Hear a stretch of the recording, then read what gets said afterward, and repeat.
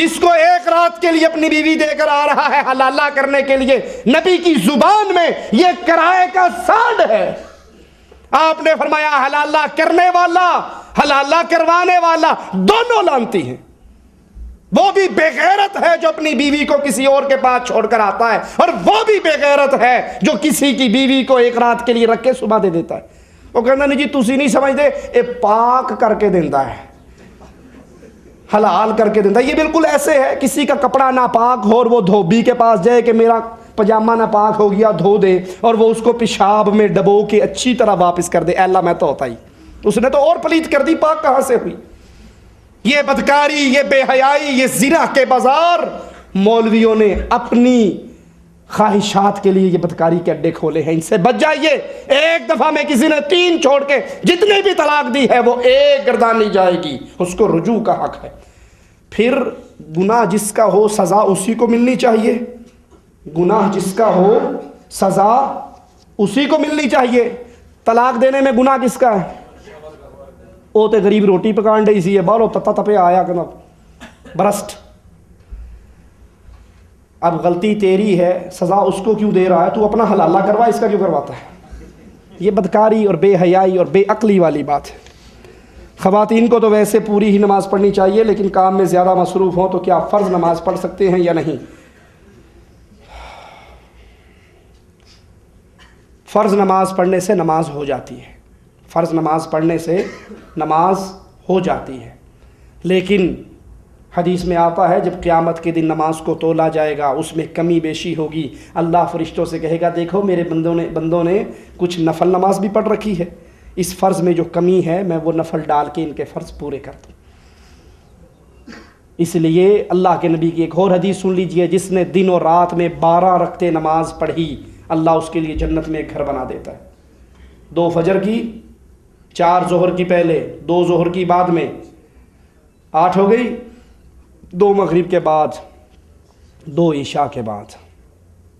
یہ 12 رکعتیں جو دن و رات میں پڑھ لے جنت میں اللہ اس کا ایک گھر بنا دیتا۔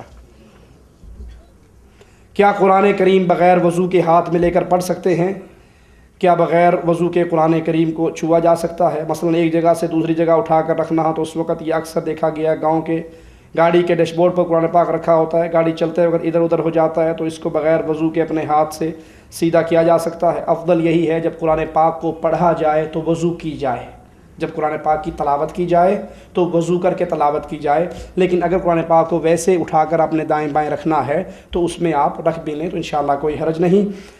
گاڑی میں قرآن اگر کوئی اس نیت سے رکھتا ہے کہ میں اس کی تلاوت کروں گا جب مجھے گاڑی لگانی کہیں انتظار کرنا ہوگا تو بہت اچھی بات ہے یہ، لیکن اگر کوئی تبرک کا نہیں رکھتا ہے کہ پڑھنا تو کوئی نہیں لیکن ویکھنا والا کسی متوے دی گڈی کھڑی ہے تو لوگوں نے دکھانا نہیں چاہیے۔ اگر اللہ کی ذکر کے لیے آپ کی نیت ہے پھر ٹھیک ہے۔ کچھ لوگ تبرکن گاڑی میں رکھتے ہیں، وہ 6 سال پڑا رہتا ہے، اس پہ مٹی جم جاتی ہے، اٹھا کر پڑھنا نصیب نہیں ہوتا، بس تبرکن رکھا ہوا ہے، تو یہ چیز درست نہیں ہے۔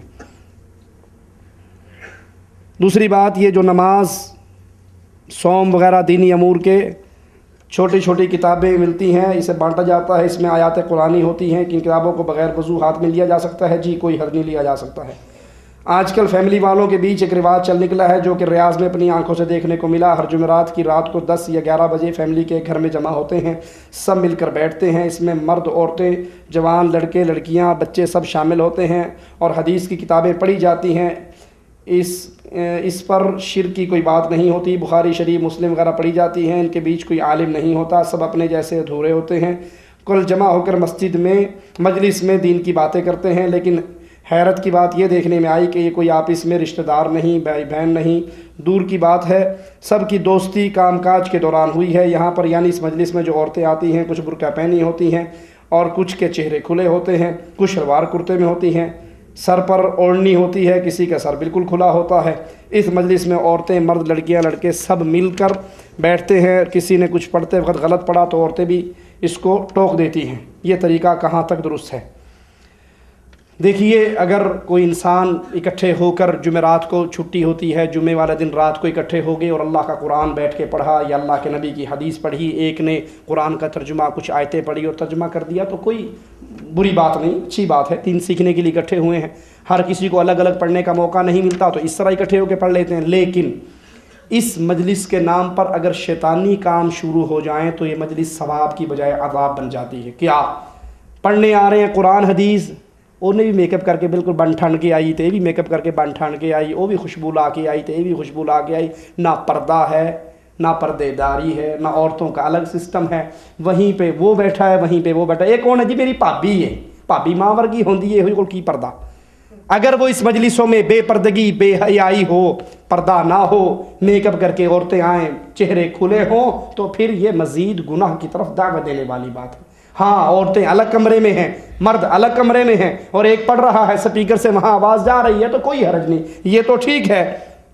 لیکن اگر وہاں پر بے پردگی ہو، بے حیائی ہو، بے حیائی کے کام ہو، نوجوان مرد عورتوں کا آپس میں اختلاط ہو، تو یہ چیز قرآن و حدیث کے خلاف ہے۔ عورتیں قبرستان کی زیارت کر سکتی ہیں۔ اللہ کے نبی صلی اللہ علیہ وسلم نے لعنت فرمائی ان عورتوں پر جو کثرت سے قبروں کی زیارت پہ جاتی ہیں۔ اقول قولی ھذا واستغفر اللہ لی ولکم ولسائر المسلمین۔